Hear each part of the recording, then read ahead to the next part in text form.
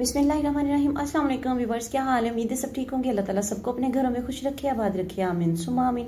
जी तो व्यूअर्स, आज हम बनाएंगे खीर जो कि बहुत ही मज़े की बनने वाली है। आप लोगों ने रेसिपी को फुल वॉच करना है कि आप लोगों की जो खीर है थोड़े दूध में कैसे इतनी ज़बरदस्त बन सकती है। बग़ैर चीनी के हम इसको बनाएंगे। तो देखिए, ये जानने के लिए कि चीनी की जगह हमने क्या इस्तेमाल किया है, तो वीडियो को लास्ट तक ज़रूर देखिएगा।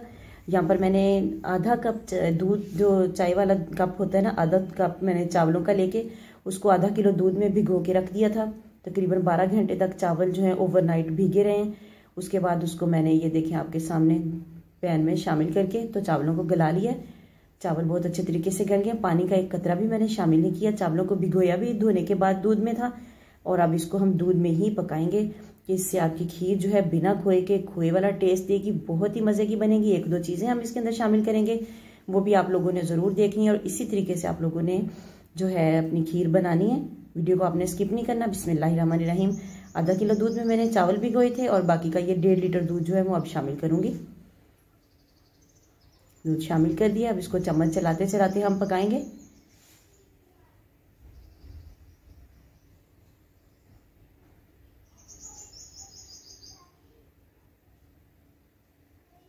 चावल जब गल गए थे तो मैंने लकड़ी वाले चम्मच के साथ एक दफ़ा उन्हें मैश कर लिया था ताकि खीर जो है वो ज़रा जल्दी बन जाए। आप लोग चाहें तो इसको ग्राइंडर में डाल के ग्राइंड भी कर सकते हैं। जब चावल गल जाएं तो उनको आप एक दफ़ा ग्राइंडर में चला लें ताकि वो खीर में चावल जो है नज़र ना आए। चावल खीर में नज़र नहीं आना चाहिए, इस हद तक आपका चावल घुला होना चाहिए। इसका बेस्ट तरीका तो ये है कि आप पका पका के इसको करें। नहीं तो अगर आप इतना टाइम नहीं खड़े हो सकते, नहीं पका सकते, तो आप फिर ग्राइंडर में आप उसको थोड़ा ग्राइंड कर लें। 3 से 4 सब्ज़ इलायचियाँ शामिल करेंगे। दूध रिड्यूस हो रहा है, साथ साथ खीर गाढ़ी होती जा रही है। मेजरमेंट याद रखिएगा। आधा किलो दूध में मैंने आधा कप चावल भिगोए थे और उसके बाद चावल जब गल गया तो उसमें मैंने 1.5 लीटर दूध जो है वो शामिल किया है। टोटल 2 लीटर दूध में हमारी खीर बनेगी, बहुत ही मज़े की। और इसमें खोए का टेस्ट देने के लिए, बहुत ही ज़बरदस्त सा टेस्ट देने के लिए हम इसमें ब्रेड क्रम्स शामिल करेंगे। 3 चम्मच मैंने भर के लिए हैं ब्रेड क्रम्स के।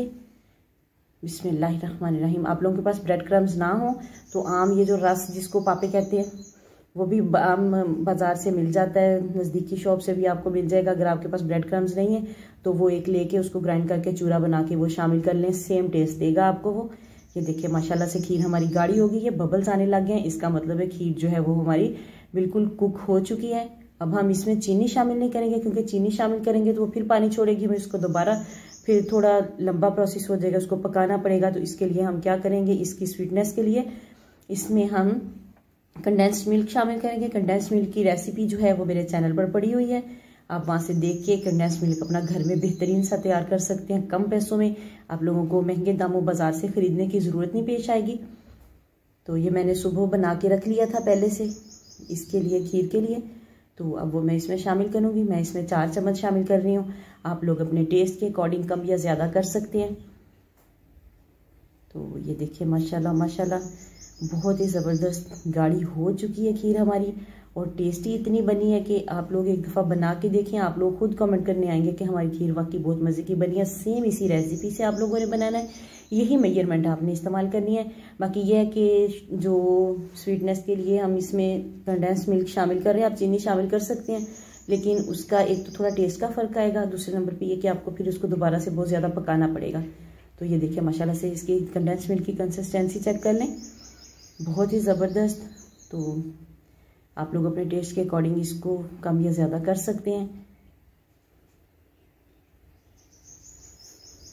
वीडियो अच्छी लगे तो लाइक एंड शेयर ज़रूर कीजिएगा। चैनल पर नए तो चैनल को सब्सक्राइब करके जाइएगा और साथ में बेल आइकन को ज़रूर प्रेस कीजिएगा ताकि आने वाली वीडियोस का नोटिफिकेशन आप लोगों तक आसानी से पहुंच सके। जी तो यहाँ पर हमारी रिक्वायर्ड कंसिस्टेंसी तक खीर पहुंच चुकी है। तो अब हम इसको डिश आउट करेंगे और फिर वहीं हम इसको गार्निश करेंगे। माशाल्लाह से ये देखें खीर हमारी तैयार है। अब ये मेरे पास बादाम थे, कोकोनट है और छुहारा जो ड्राई डेट होती है वो है, काजू है। सारी चीज़ें मैंने मिक्स करके ना काट के एक डिब्बा भर के रखा हुआ है। जब भी कोई मीठा बनाए तो निकाल के बस गार्निश कर लेते हैं। इससे थोड़ा इजी रह जाता है कि एक ही दफ़ा चीज़ें हम काट के तो उसको रख लें। तो माशाल्लाह से बहुत ही ज़बरदस्त, बहुत ही टेस्टी खीर हमारी बनी है और तैयार भी बहुत जल्दी हो चुकी है। अब आप लोगों ने क्या करना है, वीडियो को लाइक करना है, इसे शेयर करना है, चैनल को आप लोगों ने सब्सक्राइब करना है और साथ में बेल आइकन को जरूर प्रेस करना है ताकि आने वाली वीडियोस का नोटिफिकेशन आप लोगों तक आसानी से पहुंच सके। मुझे और मेरी फैमिली को दुआओं में याद रखिएगा। मिलते हैं किसी नेक्स्ट वीडियो में, तब तक के लिए अल्लाह हाफिज़।